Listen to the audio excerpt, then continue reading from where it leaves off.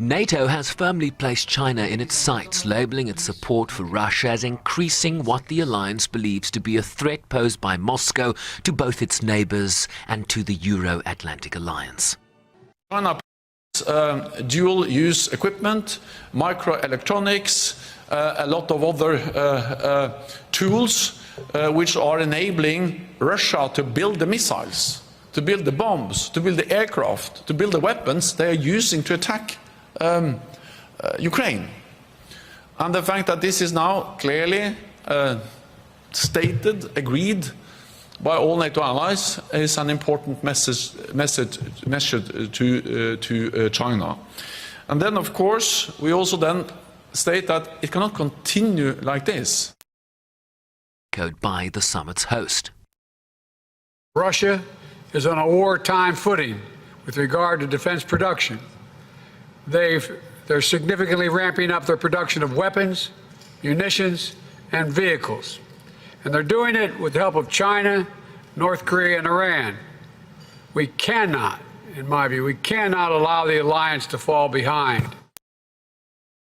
Accused the People's Republic of China of coercive policies that continue to challenge the interests, security, and values of the alliance.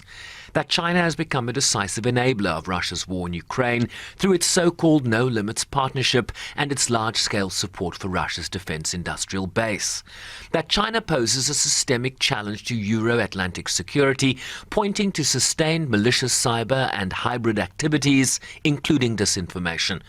While NATO also affirmed its unwavering commitment to Ukraine and its determination to support it in building a force capable of defeating Russia. Beijing accused NATO of hyping up China's responsibility in relation to the war in Ukraine. The NATO Washington Summit Declaration plays up the tension in the Asia-Pacific region with full Cold War mentality and belligerent rhetoric.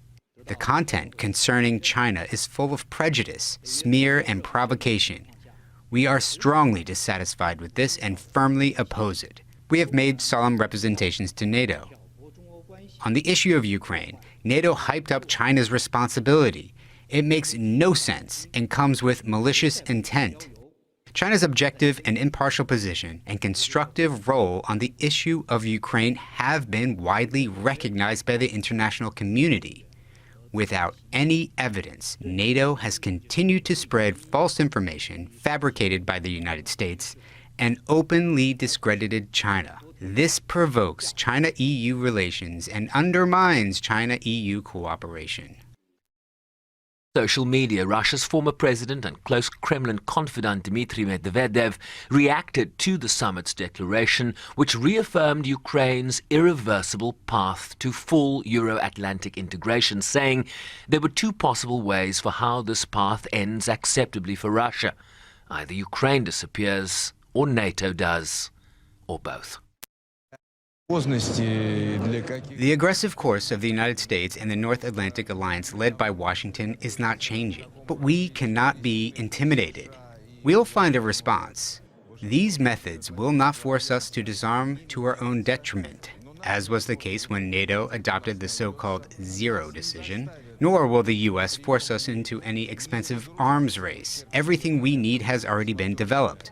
The question is only in production. The President spoke about this very clearly. And then the military and the Commander-in-Chief will decide where, how, and what to deploy in order to fend off these threats. With expectations on what steps NATO will collectively take, be that strategic or economic, to address what it views as China's threat.